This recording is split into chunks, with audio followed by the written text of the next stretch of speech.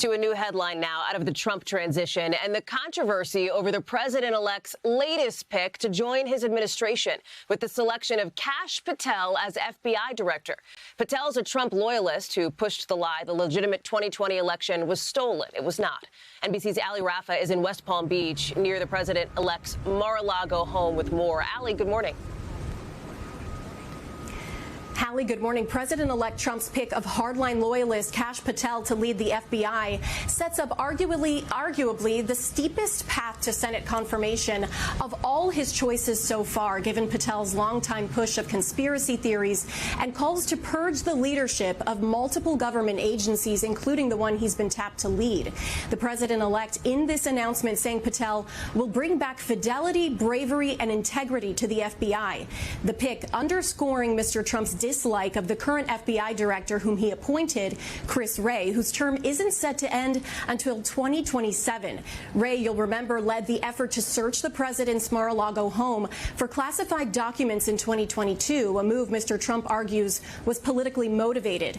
The FBI reacting to the Patel news in a statement saying, Director Wray's focus remains on the men and women of the FBI, the people we do the work with, and the people we do the work for.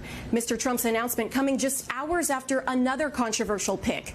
Real estate developer Charles Kushner, the father of Trump's son-in-law Jared Kushner, as ambassador to France. The elder Kushner was convicted in 2005 of tax evasion, witness tampering, and illegal campaign donation charges. Then President Trump pardoned him in 2020, Hallie. And Allie, President-elect Trump also met with the Canadian Prime Minister Friday after that move he announced to slap pretty big tariffs on Canada and Mexico this week, right? What else do we know about that conversation? Yeah, that's right. The Prime Minister traveled to Mar-a-Lago to make his case to the president-elect to drop his threats of a 25% tariff unless Canada and Mexico try to stop the flow of undocumented migrants and drugs into the U.S. Mr. Trudeau describing their conversation as excellent, while Mr. Trump called it a very productive meeting, but it's still unclear whether they reached an agreement that would prevent Mr. Trump from imposing the tariffs on day one of his new term, a promise that could charge Americans more for critical goods from Canada, like crude oil, gas, produce, and car parts. Hallie. Allie Raffa, live for us in West Palm Beach. Thank you very much. Hey, thanks for watching. Don't miss the Today Show every weekday at 11 a.m. Eastern, 8 Pacific on our streaming channel, Today All Day.